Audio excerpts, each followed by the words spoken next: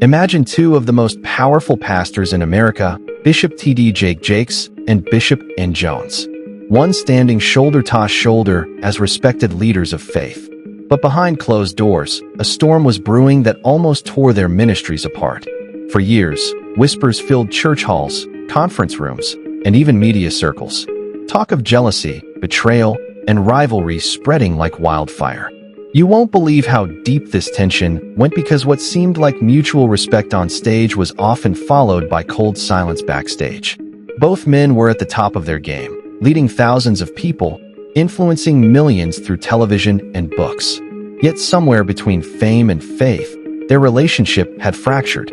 Let me tell you, the story of how these two giants went from brothers in ministry to bitter rivals is more shocking than anyone could have imagined. T.D. Jakes had come from humble beginnings. Born in South Charleston, West Virginia, he wasn't born into wealth or fame, but had a burning passion to preach the word. In the early 1980s, he started with only a few church members, but his dynamic sermons and emotional delivery drew people in like a magnet. His rise was meteoric, and soon he moved to Dallas, Texas, founding the Potter's House, a megachurch that grew to over 30,000 members and turned into a global brand. He became not just a preacher, but also an author, a filmmaker, and a voice of hope heard in homes across the world. On the other side, Noel Jones had a different path.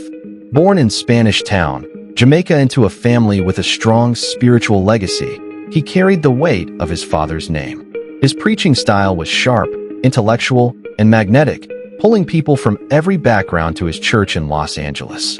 Soon, City of Refuge Church became a spiritual hub for celebrities, athletes, and influential figures who admired Jones's insight and charisma.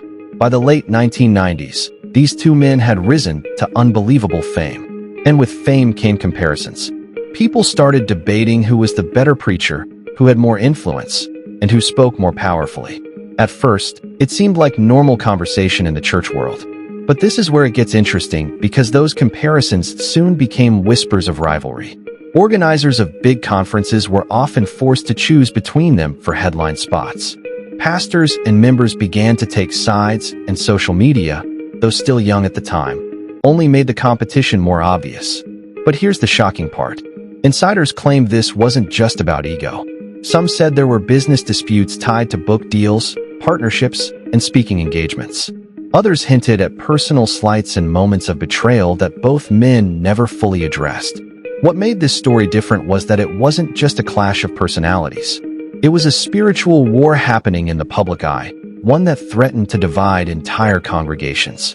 Noel Jones was often seen as the bold, unpredictable preacher who challenged traditions, while Jakes was considered the polished empire builder with influence that reached far beyond the pulpit.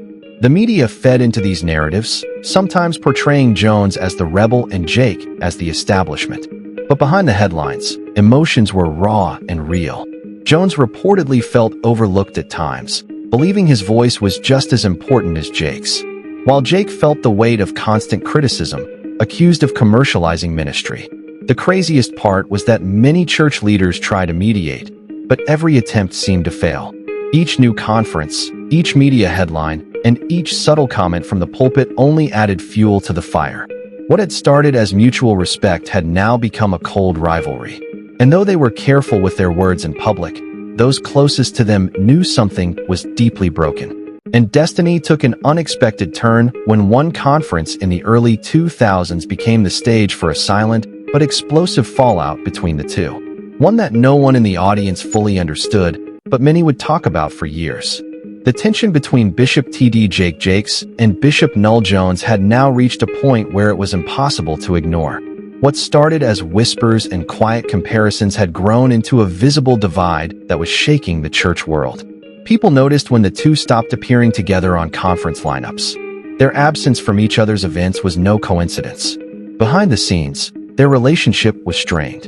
And although they never openly attacked each other, their silence spoke louder than words. Let me tell you, this wasn't just a disagreement over theology or leadership style. It was a feud rooted in pride, hurt, and misunderstandings that neither man was ready to admit. While their congregations admired them as spiritual giants, those closest to them could see the cracks forming. This is where it gets interesting because during this time, many believe these men had everything: a massive following, influence, and wealth.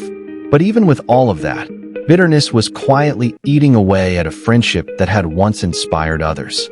At a major conference in the early 2000s, the growing divide finally became clear to everyone behind the curtain. Both men were scheduled to speak, but what happened backstage was far more dramatic than anything that happened on stage. Sources close to the situation said there were tense discussions over who would take the main speaking slot, a position both men were often used to holding.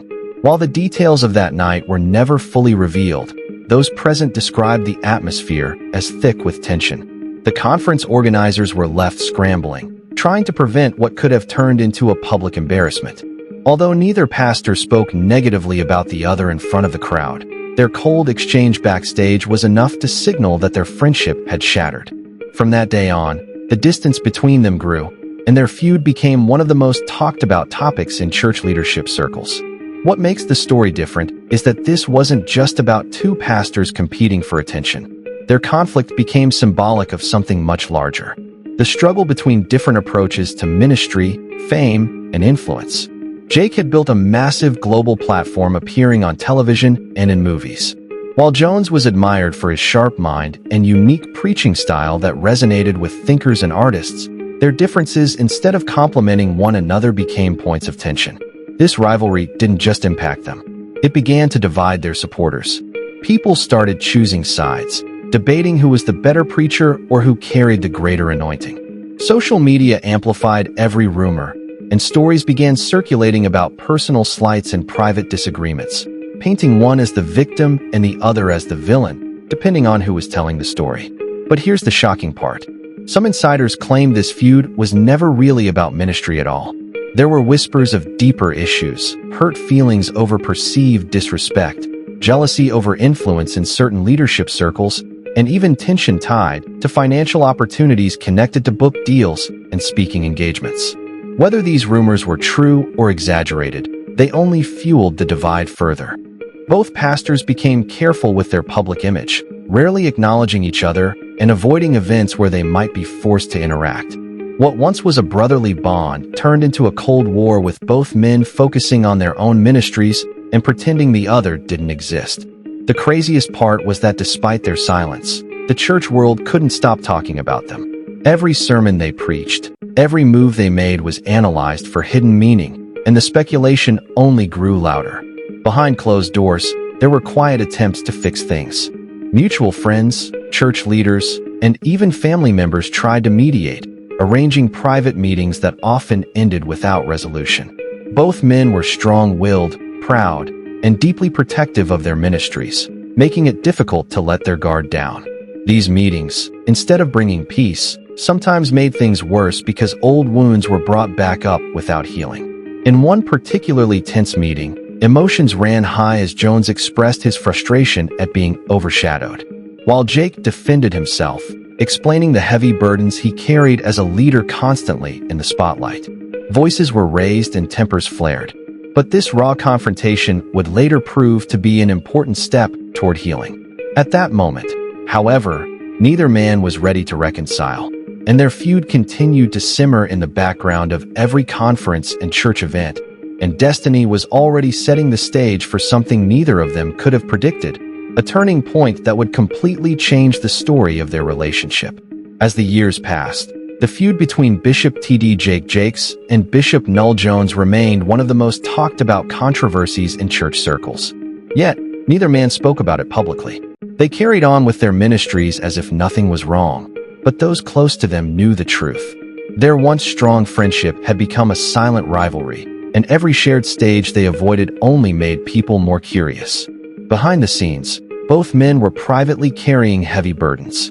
T.D. Jake Jakes, though celebrated as a global leader, was exhausted from managing the Potter's House, his media empire, and the constant demands of fame. Every sermon, every appearance came with pressure, criticism, and expectations that would drain even the strongest leader. Let me tell you, despite his commanding presence, Jake was quietly dealing with sleepless nights, spiritual battles, and the stress of holding up an empire that seemed larger than life. Noel Jones, on the other hand, was fighting his own private struggles. Leading a massive Los Angeles church filled with celebrities, athletes, and influential figures wasn't easy. People saw him as bold, confident, and untouchable. But the reality was far more complex. Jones was carrying emotional exhaustion, health scares, and loneliness that he rarely spoke about. Rumors about his personal life added to the weight. And even though he smiled from the pulpit, he was wrestling with pain that few people understood. This is where it gets interesting, because while their rivalry played out silently in public, both men were facing battles that made them question everything. They had become symbols of power and influence in ministry. But behind closed doors, they were simply two men under immense pressure, both yearning for peace. During this time, their feud felt permanent. Church leaders had stopped trying to bring them together because every attempt seemed to fail. Yet, destiny took an unexpected turn when both men found themselves at the same spiritual leadership conference.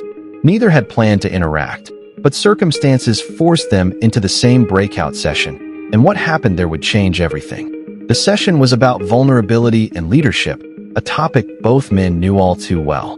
As they sat in the same room surrounded by other pastors, a speaker encouraged